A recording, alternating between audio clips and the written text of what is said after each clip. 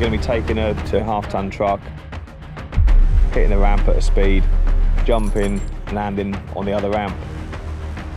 Normally if we're doing a big jump in a feature film, then they'll have all sorts of mechanical engineering and girders and stuff built into it all, and obviously what we're doing is a load of timber with a load of clamps holding it together.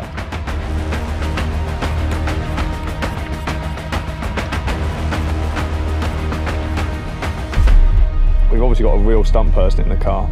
It's not CGI'd and it's not fake, so we've got to make sure it's all safe for him when he lands. It's going to be airborne for quite a while, about 25-30 feet up, so it's quite a dangerous one.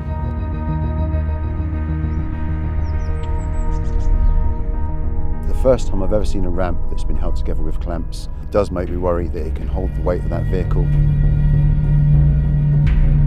It's now 30 to go, the track is locked off.